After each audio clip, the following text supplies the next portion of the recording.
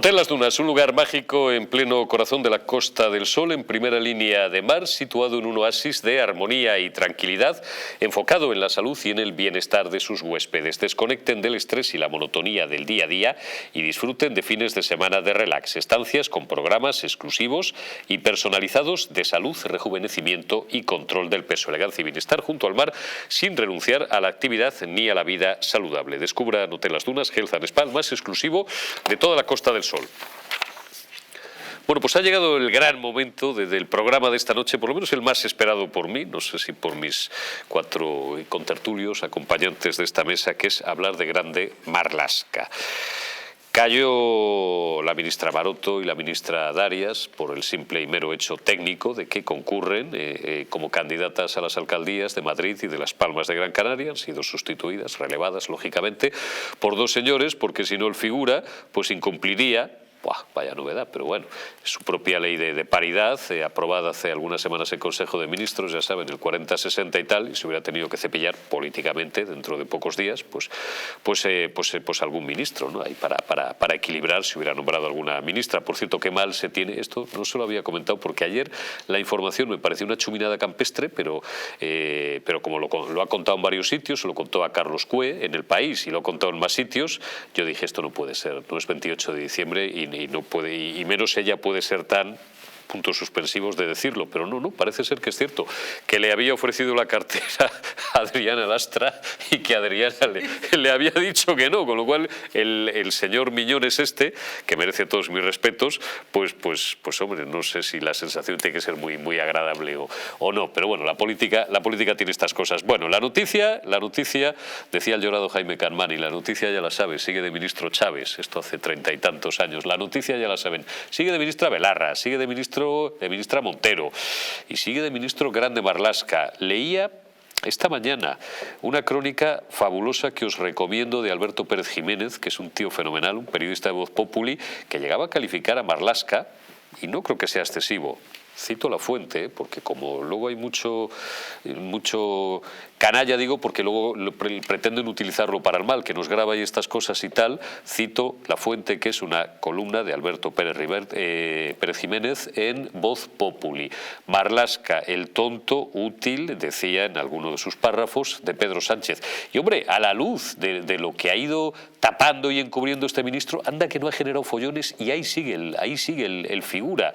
Pues fíjate, desde que echaron de la peor manera posible en aquella famosa manifestación del orgullo gay a señoras de Ciudadanos y también del Partido Popular, por no irnos en fechas mucho más recientes a los 23 muertos de la valla de Melilla, que no han sido en territorio español, que han sido ahí en Marruecos, ¿no? En terreno de nadie y tal. Primero dijeron en Marruecos, después en terreno de nadie. Llegó el Servicio Geográfico Nacional y les sacó los colores y dijeron, ¿qué diablo es terreno de nadie? Eso es suelo español, Servicio Geográfico Nacional. A ver si hacéis lo que con la del INE o el del INE y cesáis también al baranda del Servicio Geográfico Nacional. ¿Qué más polémicas lleva acumuladas este ministro? Bueno, de todos los colores, de todos los olores y de todos los sabores. ¿Qué es lo de hoy? Bueno, pues y ya por no hablar del caso Cuarteles que pretenden ellos convertir. Luego os voy a poner un instante muy cortito de la paliza que le pegó ayer Ana Vázquez en sede parlamentaria a última hora de la tarde a Marlaska. Ana Vázquez, que es una diputada del PP que no se calla ni debajo del agua y hace bien. El cese, los escándalos de la Guardia Civil, el cese de su exdirectora ya general, María Gámez. Hoy el Supremo lo que hace es que le desautoriza por completo, le obliga a restituir al coronel Diego Pérez de los Cobos en la comandancia de la Guardia Civil de Madrid. ¿Por qué separan a este señor que, por cierto, y esto lo repetiremos siempre para que a nadie se le olvide, fue uno de los pocos funcionario, pues un mando policial dignos que hicieron su trabajo y contribuyeron y se dejaron la piel en parar el golpe de Estado de los amigos de Sánchez en Cataluña en octubre de 2017. ¿Por qué le cesó? Bueno, pues porque la Guardia Civil, a instancias de un juzgado de Madrid, pues había ordenado, el juzgado le había ordenado a la Guardia Civil que investigara las circunstancias que habían tenido que ver con aquella famosa manifestación feminista del 8 de marzo, donde empezó todo.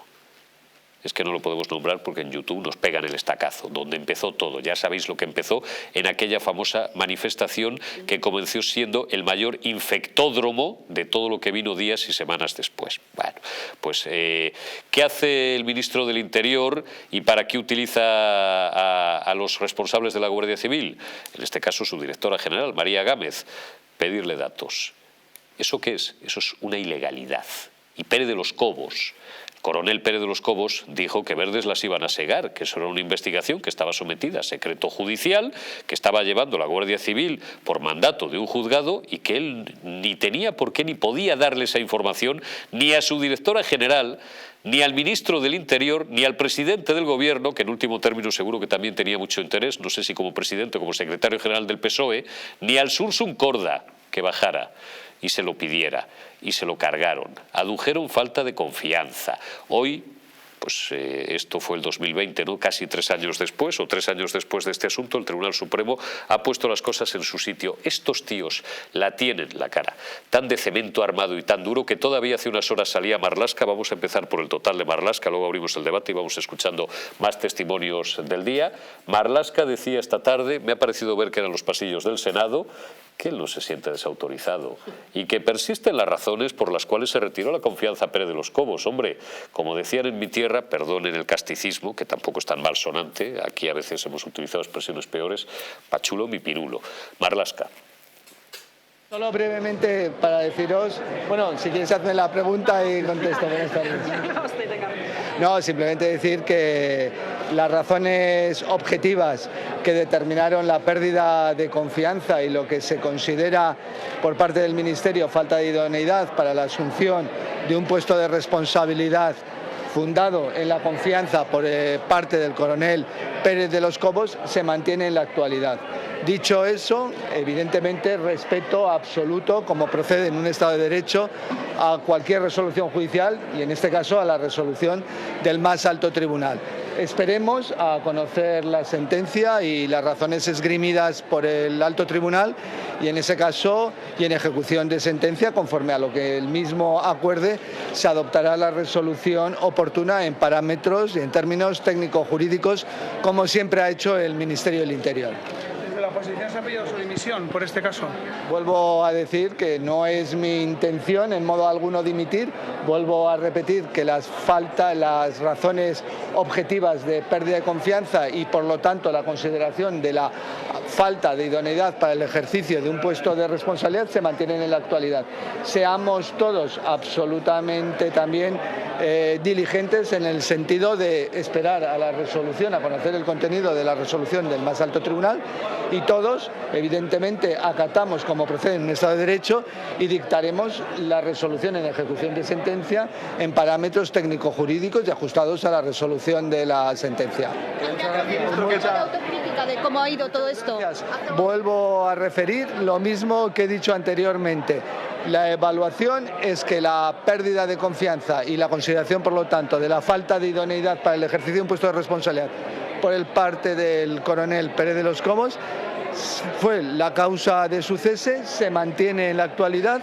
Esperemos a conocer la resolución del alto tribunal y dictaremos la resolución que proceda en términos técnico-jurídicos y de conformidad a la ejecución que nos inste el pronunciamiento del Tribunal Supremo. Muchas gracias. Bueno, hoy han pedido su cese. Venga, vamos a resolver algún testimonio más del día y luego abrimos el debate. Pedía su cese, bueno, pues por ejemplo, Cuca Gamarra del Partido Popular. Ponemos a Cuca y luego vamos a poner también a Edmundo Val. Primero Cuca Gamarra.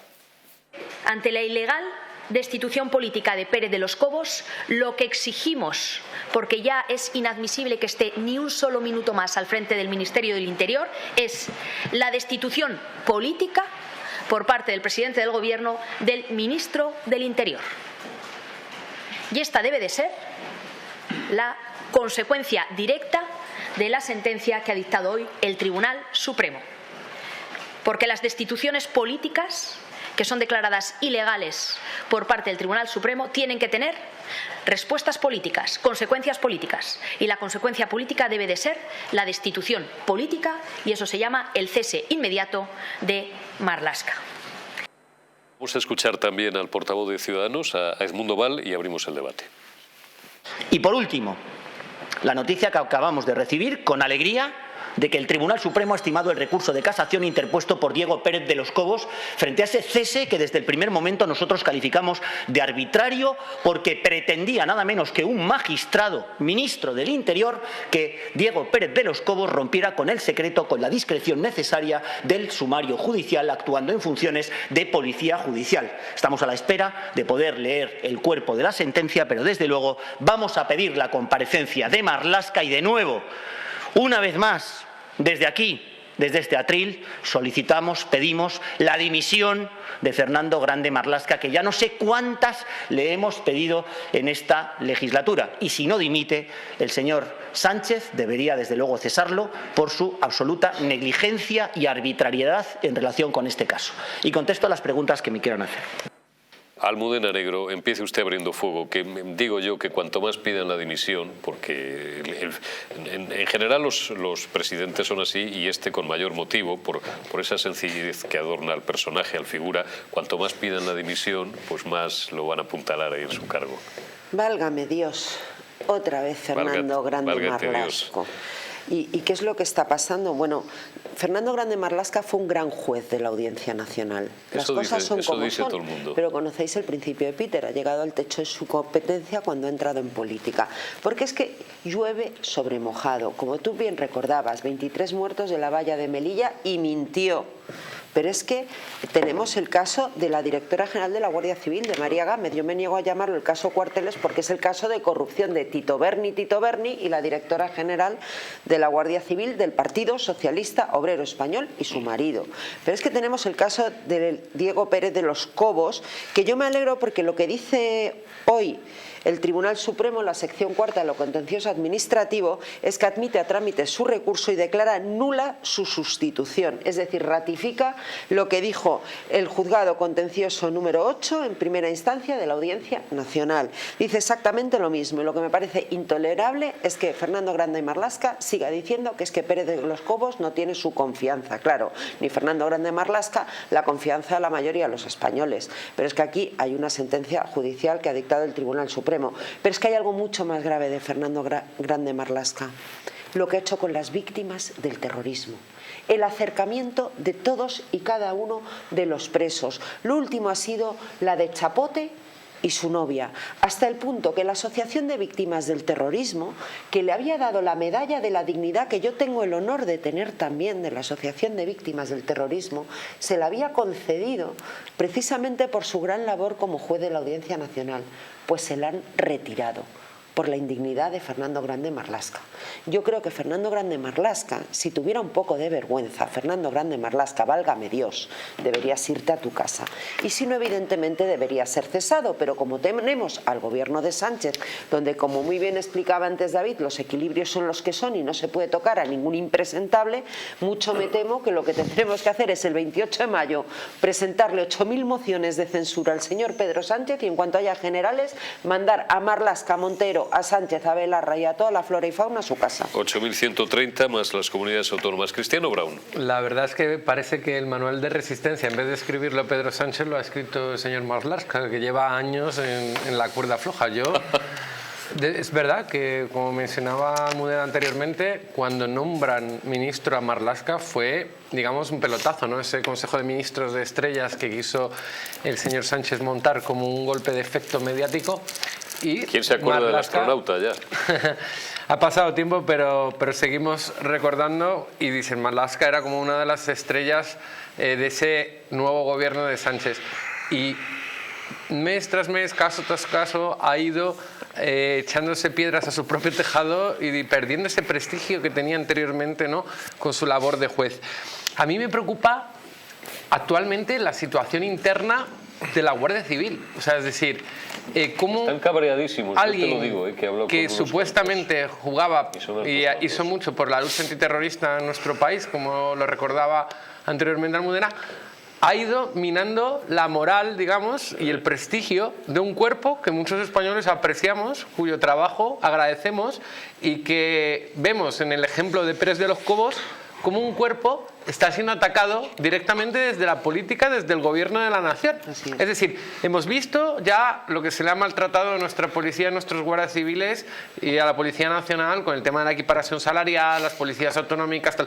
Hemos visto cómo han cesado a esta persona injustamente y hemos visto cómo el ministro del Interior, que debería dar la cara, no, vamos, básicamente estoy totalmente de acuerdo, va a seguir en su puesto, pero también porque es ya, después de todo lo que ha vivido, vamos, la valla de Melilla podría ser posiblemente uno de los escándalos más grandes, con imágenes además, que existen. Después de saber que se acepta absolutamente todo, sería sorprendente que reaccionara de otra manera, además quedando lo que queda de legislatura y con una crisis de gobierno reciente donde acaban de salir 2 ministros y este señor sigue en su escaño, con lo cual dudo mucho que fueran a cambiar las cosas. Una pena, pero sobre todo por un cuerpo que aprecio y tengo grandes amigos que trabajan ahí, que es la Guardia Civil. Está claro. Ahora le doy la palabra a Bermejo y a David. He recuperado 40 segundos entre uno y la otra. Una parte del rifirrafe que mantuvieron ayer. Sabéis, ya os lo contamos, que compareció el ministro Grande Marlaska ante la Comisión de Interior del Congreso a petición propia o a petición del Grupo Socialista para informar de lo que ellos insisten, persisten, quieren llamar casocuarteles para esparcir, con perdón, la basura, ¿no? Esto decía, bueno, Marlaska, lo habéis visto esta mañana en todas las emisoras o en todos los medios, pues lo que vino básicamente es a culpar al PP. Ellos no tienen culpa nunca de nada, hombre, la culpa es de los que vinieron antes. Marlaska y después lo que le contestaba Ana Vázquez en 2 píldoras muy rápidas. Esto se investigó durante los gobiernos del Partido Popular, terminó en un carpetazo del director general de la Guardia Civil, respaldado con el aplauso cómplice de algunas de las señorías que se encuentran presentes en esta comisión. Es usted un hooligan con galones. Su intervención hoy ha sido de un sectarismo galáctico. Si su única defensa es hablar del PP, es que no tiene defensa, señor Marlaska. Bueno, Bermejo, ¿qué tal le cae a usted, Marlaska? ¿Qué opina usted de su ejecutoria como ministro? Usted que es un tío ponderado, distanciado de la cosa, del barro político diario y que aplica el frío bisturí del cirujano al análisis político. Bueno, Marlaska no es un buen ministro, es un buen juez, ¿no? O por lo menos lo era.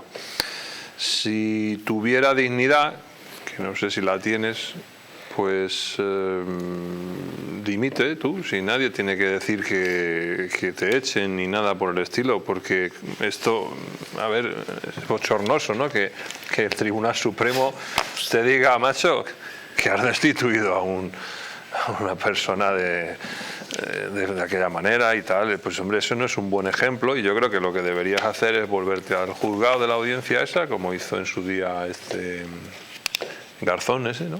Garzón. Que luego ya se fue de ahí también, pero bueno. Y el gallego también. Se fue condenado, ¿eh? Y el gallego también. ¿Quién se acuerda de Ventura Pérez Marillo y tantos jueces que han pasado por la política? Bueno, en el caso de Garzón, que se fuera. Y hoy esto, no voy a pasar por alto 2 cosas. Dale. La primera, una del pasado, que fue lo de la semana pasada, lo de la moción de censura, que me acaba de dejar usted sorprendido. Sí, bueno, confieso que no sé ahora mismo por dónde va a Pues mire, yo tengo que decirle que estoy un poco triste y abochornado, porque mi portavoz allí, Inés Arrimadas, probablemente hizo el mejor discurso de toda la bancada política. Sí, y luego votó que no.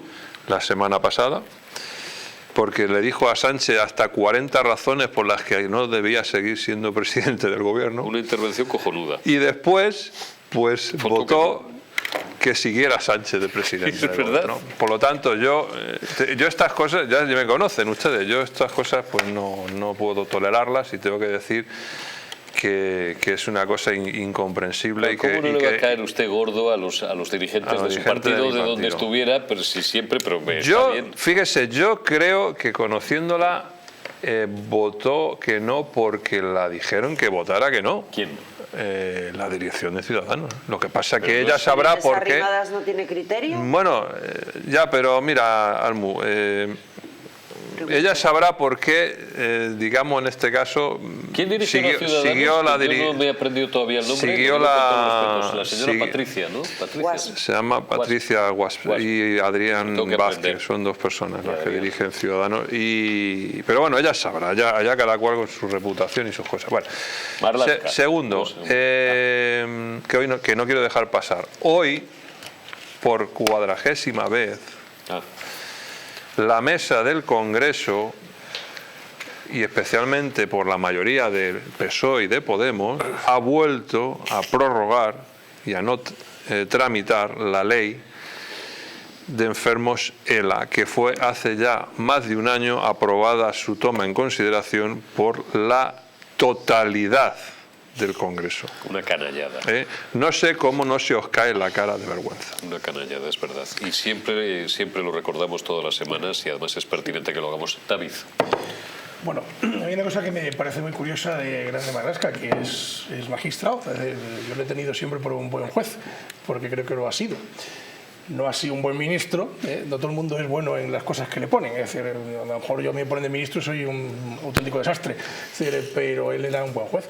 Y dice una cosa muy curiosa, ¿no? Que las cuestiones de fondo persisten. No estoy nada de acuerdo con él, porque el Tribunal Supremo lo que ha hecho es confirmar la sentencia de primera instancia.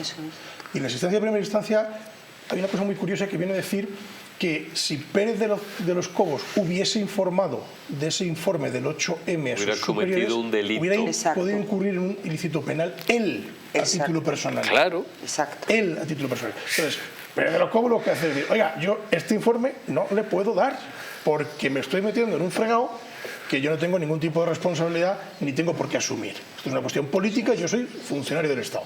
Entonces, como soy funcionario del Estado, yo tengo que ceñirme a mis obligaciones penales. Perdóneme, pero ¿y por qué se lo piden? ¿Quién de diablos son el ministro o el presidente del gobierno, el Sursum Corda, para pedir información sobre una diligencia judicial abierta? Luego, ¿pero quién coño se creen que son? El cese no atiende a más razón que una cuestión política, pura y dura. Es decir, no tiene un cese objetivo, no es un cese por pérdida de confianza, que eso se usa mucho, pero es una tontería como un piano.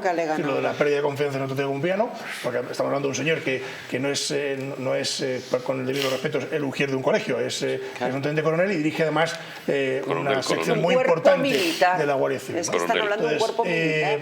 Es alguien que tiene mucha información y que no solo tiene información de la que él maneja por su trabajo, sino de su propio trabajo.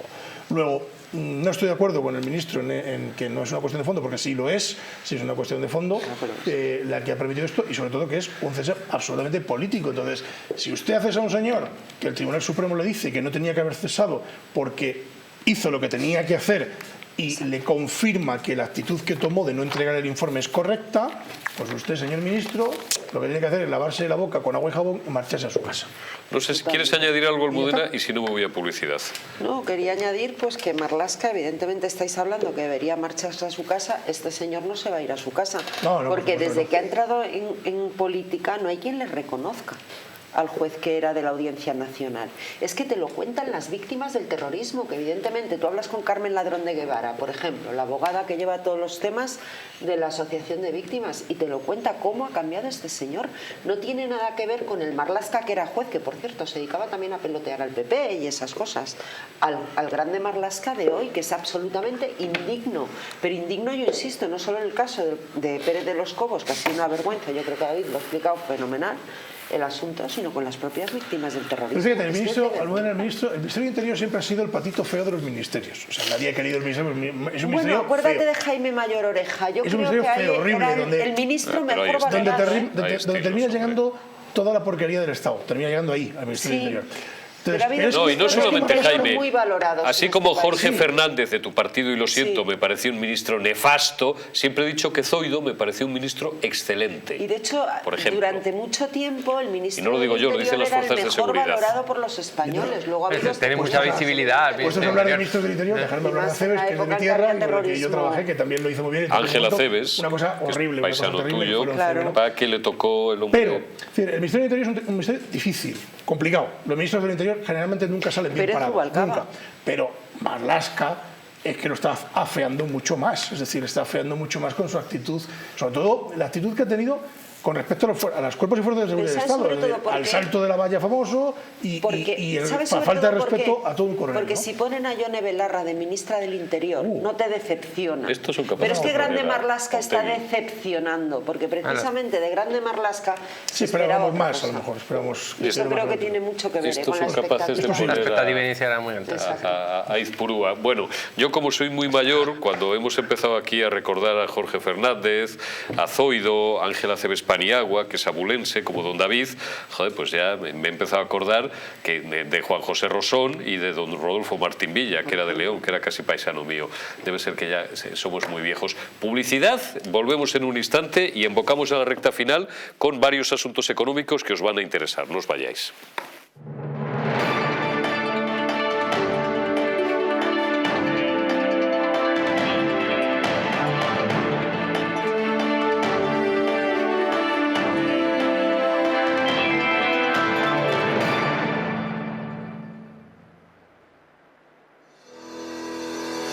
En Parafarmacia Mundo Natural encontrarás más de 25.000 productos de las principales marcas, complementos alimenticios, alimentación bio y cosmética natural al mejor precio y con el asesoramiento de un gran equipo.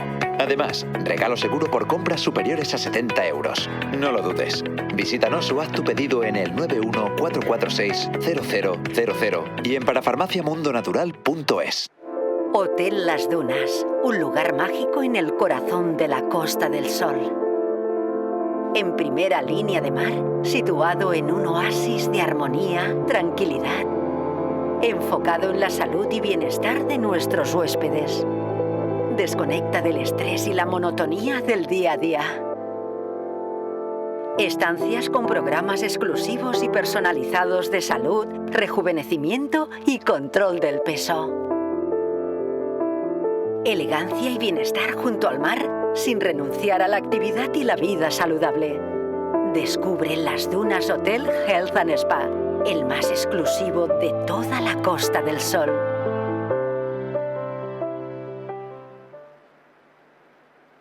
Naturhaus es el mejor método para perder peso de forma saludable y sin pasar hambre. Desde la primera visita, una asesora te enseñará a cambiar tus hábitos hasta alcanzar tu peso perfecto. Lo conseguirás gracias a complementos alimenticios a base de extractos naturales y platos deliciosos. Llame ahora al 918 33 13 35 y le regalamos un test de intolerancia alimentaria o visítanos en Juan Bravo 55 y en naturhaus.es. Apúntate ya en tu centro Naturhaus más cercano y online a través de naturhaus.es. Naturhaus, 30 años de experiencia en nutrición y dietética.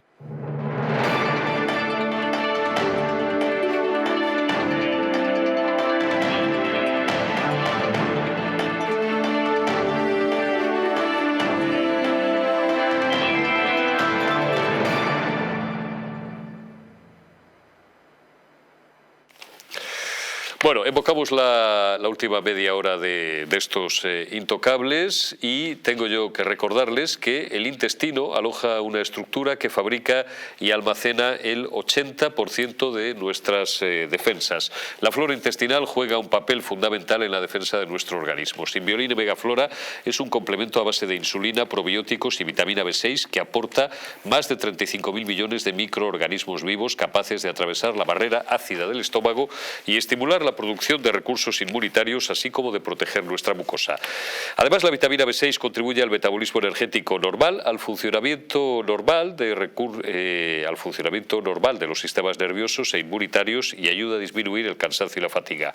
Pueden encontrar Simbioline Megaflora en su tienda habitual en Parafarmacia Mundo Natural, aunque les recomendamos que en estos días se queden en casa y lo adquieran directamente en la web parafarmaciamundonatural.es o llamando al 91 446 0000.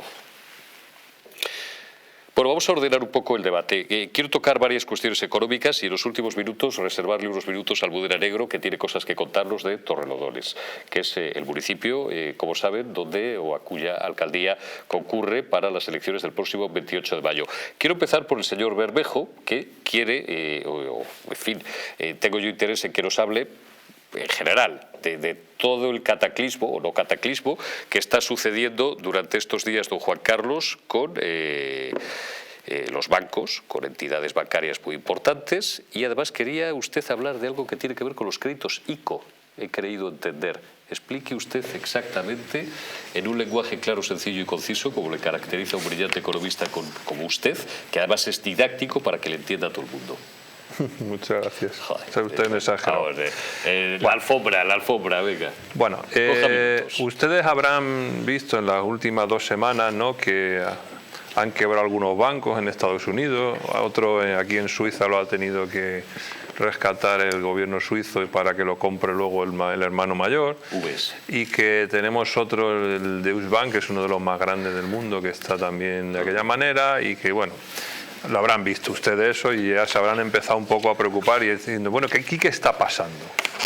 Bueno, pues lo que está pasando es que se acuerdan que hace 3 años, por esta época, pues vino un virus a tocarnos las pelotillas a todos, ¿se acuerdan, no? Y entonces los gobiernos de turno, prácticamente en Occidente, en todas partes, pues empezaron a regar de dinero gratis, sacado de la nada, empezaron a regar toda la tierra con dinero. Y a prestar dinero a todo Kiski para salvar pues, esos negocios que muchos tuvieron que paralizarse, y a otros que no andaban muy allá pues para que pudieran desahogarse, etcétera. Todo eso, la inmensa mayoría de eso se trasladó en préstamos, que por lo menos que aquí en concreto en España les sonará lo del tema del ICO. El ICO es el Instituto de Crédito Oficial, que es un ente público que avala en determinadas ocasiones, se supone que inversiones, pero en este caso avaló todo tipo de préstamos bancarios en un 80%. Bueno, pues luego se los daban a quien ellos querían, que ya he oído yo un poco de... Bueno, han dado muchísimos, al que nos querían y al que no, o sea, se repartió muchísimo dinero ahí. Entonces, pero no solo en España, en todo el mundo. Entonces, ¿qué pasa? Que en Estados Unidos estos préstamos, en la inmensa mayoría de los casos, se tenían que empezar a devolver su principal ahora, porque lo que se hacía era pagar intereses durante 3 años. Además, un interés es que hace 3 años estaban muy baratitos, casi estaba el Euribor negativo, ¿se acuerda usted? Hombre, negativo si descontabas la inflación, pero vamos, estaba dinero a cero. Estaba negativo, entonces dijeron, entonces eso fue como un revulsivo para muchos.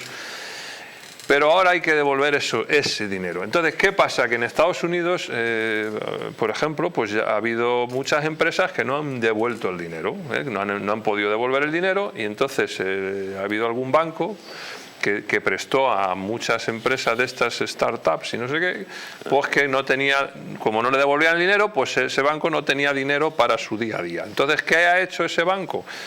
Ha empezado a vender activos, que se dice, no tengo liquidez, vendo activos. ¿Cuáles son los activos de los bancos? Pues aparte de los edificios que pueda tener y esas cosillas, pues bonos, deuda subordinada, deuda de los estados, deuda etcétera. Y esa deuda que la compraron en su día con un interés muy bajito, pues ahora la están poniendo en el mercado, y entonces eso les supone unas minusvalías tremendas, es decir, unas pérdidas terroríficas.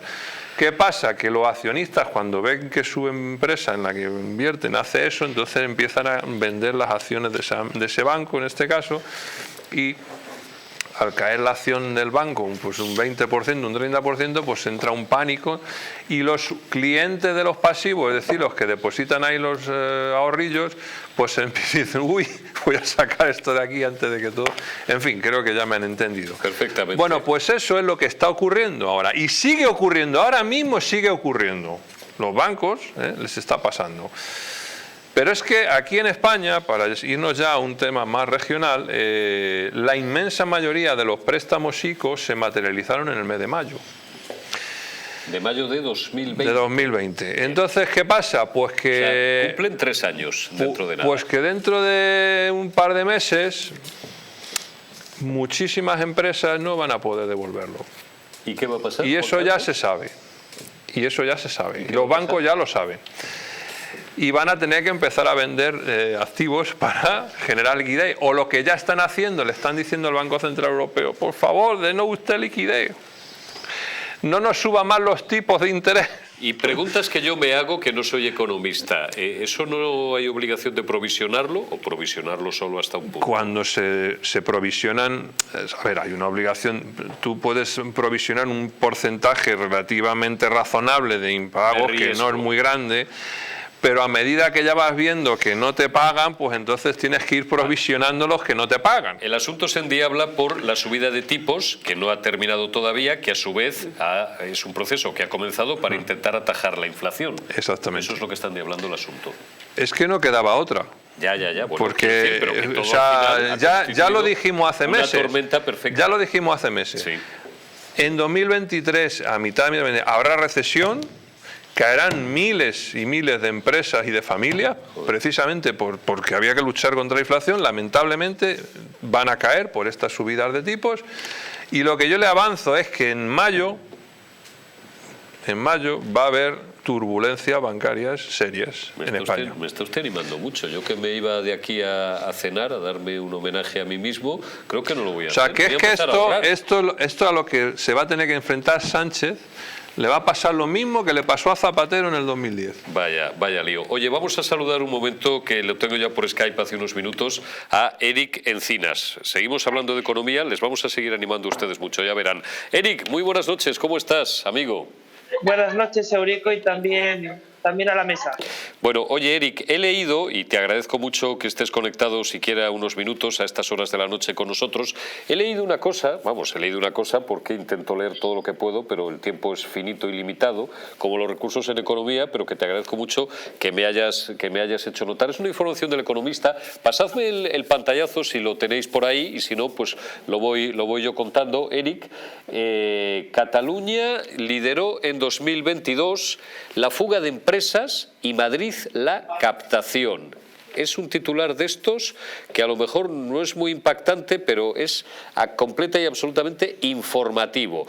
Es decir, el dinero, las empresas, y no necesariamente solo las grandes, las pequeñas y las medianas, se siguen refugiando en la Comunidad de Madrid, con lo cual Ayuso y nuestro buen amigo Laschetti y su equipo no lo estarán haciendo tan mal. Y en Cataluña lo que sigue es habiendo una fuga masiva de empresas por la inseguridad jurídica básicamente y por muchas más cuestiones. Eric, explícanos un poco, bueno, pues esto, esta sangría no para, y luego estos tíos seguirán acusando a Ayuso de dumping fiscal y de no sé cuántas chorradas más. Así es, la noticia, como bien dices, es puramente más que nada informativa, pero es de algo también muy grave, relacionado también con temas económicos, ¿no?, que estabais hablando en la mesa, y es que es algo que también vengo denunciando en artículos míos anteriores, que es que desde 2017 se está produciendo una fuga masiva de empresas. Más de 8.500 empresas se han ido de Cataluña porque ven insostenible, ¿no?, mantenerse en una Cataluña donde no solo tienen los impuestos estatales, sino que además tienen 15 impuestos propios, Cataluña, de la Generalidad de Cataluña, que no tiene Madrid. Y por lo tanto, muchos inversores, muchas empresas optan por irse a un sitio donde tienen menos impuestos, está claro, y las regiones que están ofreciendo más esas características de Madrid, y es la que está saliendo desde luego también más beneficiada. Pero aparte, a mí me gustaría tener en cuenta que no solo se remite a una situación de altas cargas impositivas, también se refiere evidentemente a la situación política, ¿no?, y social por la que atraviesa Cataluña, que es mala y que es debida al separatismo también y a esa hispanofobia, ¿no?, que también incluso hace cerrar a restaurantes, a esa presión, o la turismofobia, ¿no?, que la turismofobia también ha hecho que restaurantes o hoteles hayan visto, en algunos casos, se hayan visto afectados por esas políticas radicales, ¿no? Pero yo creo que es todo un cúmulo, ¿no?, de cuestiones. Yo creo que por un lado es el régimen separatista el que ha provocado, está claro, a raíz de ese referéndum ilegal que ocurrió el 1 de octubre de 2017 y lo posterior, y luego el tema económico, que ha ido a más también, porque la presión ha aumentado. Está claro, y esto además no tiene visos de revertir, sino todo lo contrario. Cualquiera diría, que mal pensado soy, ¿verdad, Eric?, que es que al gobierno catalán, que está plagado de tíos que, bueno, pues no sé si son los mismos o son los socios o son los amigos de los que dieron un golpe de Estado hace 5 años, pues les interesa. A estos también, como decía el otro figura, les interesa crear tensión. ¿Por qué? Pues porque viven de lloriquear y de crispar y de desestabilizar el Estado y de pedir una independencia, una republiqueta, en el fondo en la que no creen, porque a los primeros que se les acabaría el chollo son ellos viven de reivindicarla, pero no de que se la den un día, claro. Y de hecho la prueba es que no izaron ni la bandera, lloraron 6 segundos, cantaron el segador, o no sé qué historias, y se piraron todos de fin de semana que caía en viernes la historia. ¿Hasta cuándo? Sí, desde luego, no es lo que dices tú. Las previsiones es que no se puede decir cuándo va a acabar esto, desgraciadamente, porque la Generalidad de Cataluña, desgraciadamente, cada vez va más realmente con esas políticas excluyentes también que hacen huir a empresas, no solo y además eso, las cargas impositivas, porque tampoco se plantea, a diferencia de lo que ha hecho Madrid, tampoco se plantea reducir impuestos, sino es más, los sigue subiendo, aparte de los que suba Sánchez. Es decir, por lo tanto, está claro que Cataluña es una de las regiones ahora mismo de España con más impuestos y además de eso, una región que tiene un potencial pero está siendo totalmente desaprovechado porque se están ahuyentando inversiones tanto por parte del Ayuntamiento de Barcelona, de Colau, como por parte de los separatistas que gobiernan la Generalidad de Cataluña, es decir, con sus políticas radicales y sus aumentos de impuestos constantes. Está claro. Eric, muchísimas gracias por este apunte. Cuídate mucho y hasta dentro de unos días. Te envío un abrazo. Un abrazo, Durico. Bueno, como hemos hecho referencias a Ayuso, te voy a dar la palabra, Almudena, si quieres un instante, después Cristiano y David, y vamos a terminar, pero eso al final hablando, porque me interesa hablar contigo unos minutos de Torrelodones. Es la diferencia entre modelos de gestión, es evidente. Es muy fácil. 16 impuestos propios Cataluña, Madrid no tiene impuestos propios. Claro. Luego nos preguntamos por qué algunos atraemos inversión, algunos atraemos empleo, porque hay prosperidad y es el motor económico de España, y otros no les va tan bien. Pero si es tan fácil de hacer, si aquí lo hace, bueno, voy a dar el nombre de Javier Fernández Lasqueti, de nuestro buen amigo Manuel Llamas, que es el viceconsejero, Juanma López Zafra, efectivamente, claro. Y tal, y todos bajo la égida de Isabel Díaz Ayuso. Si es tan fácil de hacer, ¿por qué no lo hacía allí el consellero o la consellera, que no sé cómo se llama, ni me importa 3 narices, en Cataluña? Si es un modelo que funciona. Por ideología. Ya. Porque ellos tienen ideología y además tienen una ideología colectivista, excluyente y totalitaria, y lo que quieren es moldear la sociedad a su imagen y semejanza, y la realidad les importa 3 higas, como a todo buen colectivista. 3 narices, don Cristiano Brown.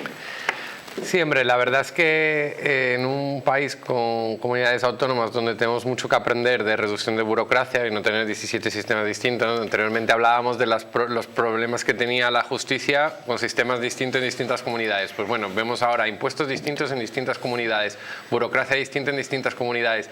Tenemos que intentar homogenizar si realmente queremos ser competitivos en nuestro país. Claro. Si queremos, en el aspecto de ser interesantes a la inversión, y ahí me parece que la Comunidad de Madrid está con un plan de competitividad sobre la mesa para atraer inversión. Por ejemplo, me parece que habían planteado una ley de inversión extranjera que al final no se ha podido aprobar, que no se ha podido aprobar en la Asamblea porque no ha contado con los votos de Vox. Quiere decir, al final tú como dirigente tienes que traer la inversión a tu comunidad, o sea, un ayuntamiento, pues a tu ayuntamiento, y si es en el Estado, pues tenemos que dar una imagen de fortaleza tanto jurídica como económica para poder atraer la inversión. Esa es la clave. ¿Qué pasa? Que nosotros hemos tenido como país, y Europa también en cierto modo, aparcado en un cajón muchos planes para mejorar la competitividad. Un plan energético serio para no tener la crisis energética que ha afectado tanto a esta inflación. Claro, nosotros no habíamos tenido un plan energético para tener otras dependencias que no fuera única y exclusivamente del gas ruso. Quiero decir, Europa no ha hecho los deberes, España no ha hecho esos deberes en materia de competitividad. Hemos confiado mucho en el turismo, que lo hacemos perfectamente, hemos confiado mucho en el ladrillo, y al final no hemos sido punteros en el I+D+I, no hemos sido punteros apoyando la industria. Entonces al final, ¿qué dices? que el dirigente, que es el que está por detrás, sea comunidad autónoma o sea el Estado, tiene que hacer planes de competitividad para atraer la inversión. Y eso es lo que estamos ahora mismo en un debate. Por ejemplo, es obvio que la situación de complejidad en un pulso entre una comunidad autónoma y el Estado, que es el caso de Cataluña del 1 de octubre, va a generar desconfianza en el inversor, va a generar desconfianzas en las empresas nacionales y extranjeras, porque es una sensación de incertidumbre.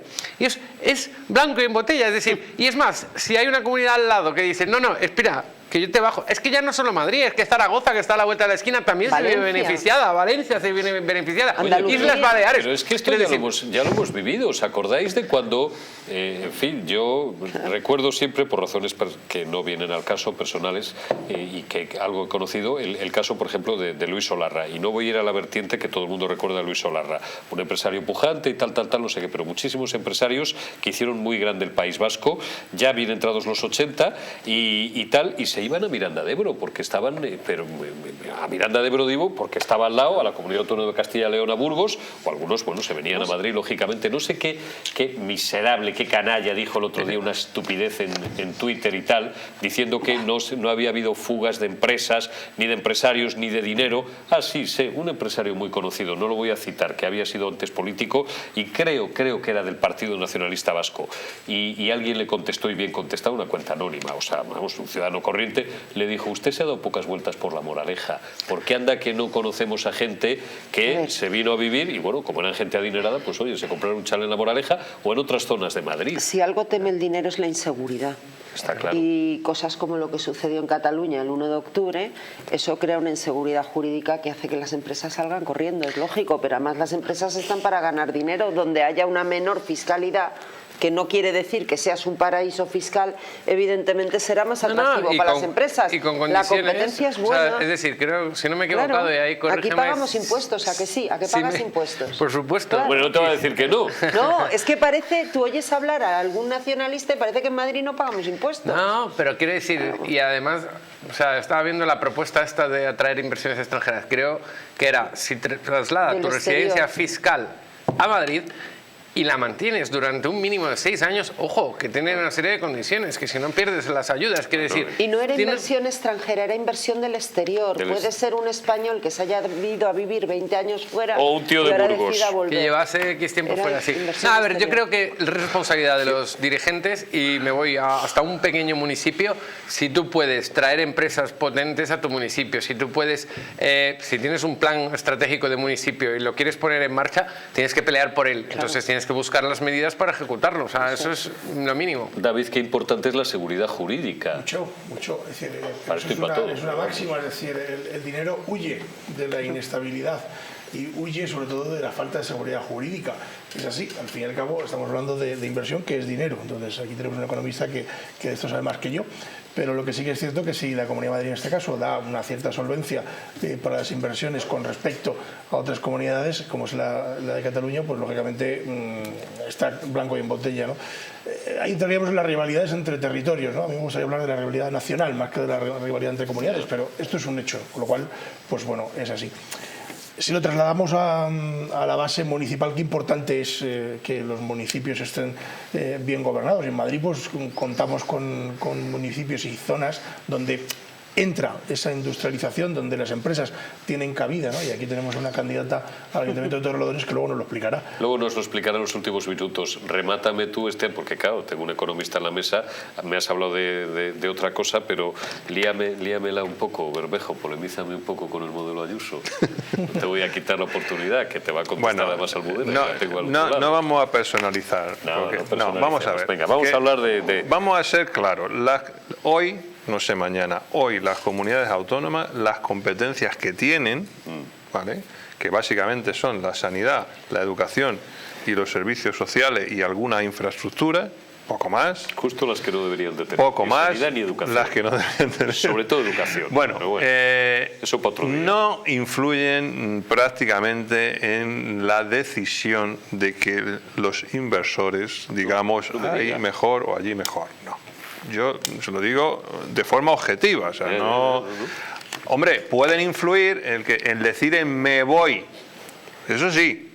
Por ejemplo, Si yo tengo un gobierno independentista que me están todo el día quemando las calles, que me están diciendo que no rotulen no sé qué idioma del no sé qué, pues entonces yo digo, hostia, eso me voy, pero, o no voy, pero atraigo y tal. Honestamente, los recursos son muy escasos dentro de lo que son las competencias hoy, a no ser que le digas a alguien: te cedo esa parcela que hay ahí y pones la sede, ¿no? Como ha pasado ya aquí alguna vez, ¿no?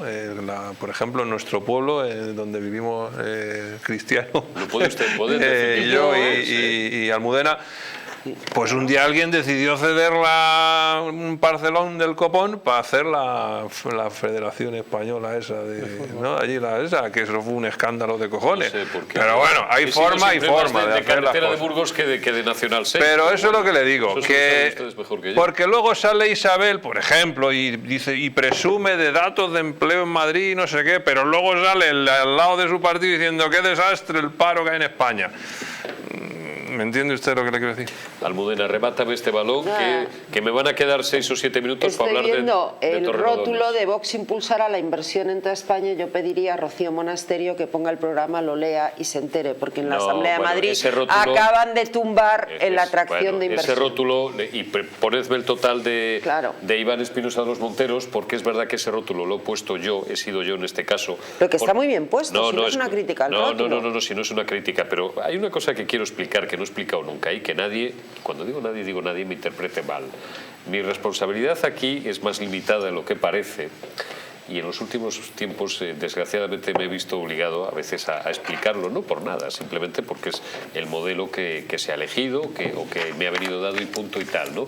Así como en otros formatos que realizo en otros sitios, sí la tengo completa y absoluta.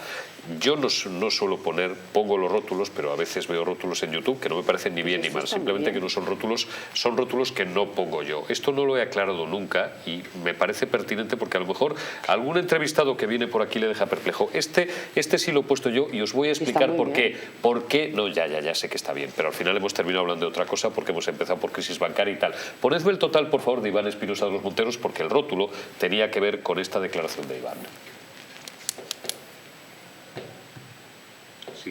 Hoy registramos en el Congreso una proposición para algo muy sencillo: establecer medidas que protejan a las empresas españolas e incentiven la inversión de empresas extranjeras en España. Hablo de relatos políticos porque frente a las críticas, a veces no sé si son intencionalmente falsas o ignorantes, del Partido Popular, Vox tiene bastante claro su programa. ¿Qué es lo que queremos y qué es lo que pedimos en esta iniciativa que hoy traemos? Primero, reformar el sistema para reducir el esfuerzo fiscal que soportan las empresas españolas, las que ya están aquí. Segundo, un marco laboral que favorezca la contratación a través de incentivos empresariales y rebajas de las cotizaciones a empresas y trabajadores. Tercero, reducir el tipo y simplificar la contratación, simplificar el tipo del impuesto de sociedades para favorecer el crecimiento de las empresas, insisto, que ya están aquí, y atraer también los beneficios generados por empresas en el exterior. Establecer incentivos para facilitar el retorno a España de empresas que en los últimos años han deslocalizado su producción, proteger a las empresas que tengan su sede y tributen en España, reducir drásticamente el volumen normativo para la constitución y puesta en marcha de una empresa, como en tantos otros aspectos. Pensamos que una de las funciones del legislativo que se ha olvidado es dejar de producir tanta legislación innecesaria y empezar a reducir la legislación existente. Almudena. Bueno, yo creo que es lo que hablábamos antes. Vox está pidiendo que venga inversión a España. Yo espero que Iván Espinosa Los Monteros encuentre un ratito para contárselo a Rocío Monasterio, que en la Asamblea de Madrid, precisamente en el último pleno del pasado día 23, han votado en contra de esa propuesta de ley que llevamos el Partido Popular para compensar el impuesto al patrimonio de Pedro Sánchez. Y además lo han hecho con argumentos cuasi comunistas y luego confundiendo exterior con extranjero. O sea, una cosa de locos. Iván, explícaselo a Rocío. Bueno, sí, pues hablarán, aparte de política, hablarán de todo lo que tenga que hablar y quieran. Oye, quiero ver un vídeo que, joder, es que me ha gustado. No es porque Almudena sea amiga mía, que lo es desde hace más años de los que nos gustaría recordar los dos, o no, pero es que me ha gustado el vídeo. Pónmelo, Ainara, cuando podáis, Soledad.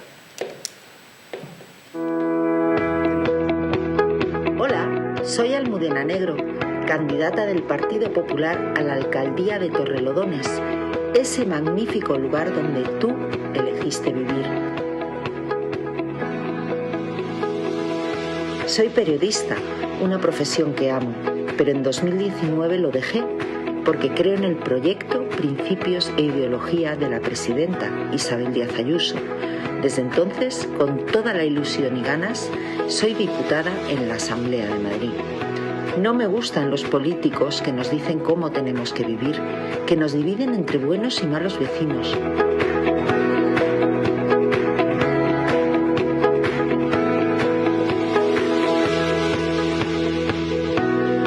Me encantan los animales. De hecho, convivo con un perro y 3 gatos, todos ellos adoptados. Si hay algo que adoro, además de a mi familia, es la libertad. ¿Te unes a mi proyecto?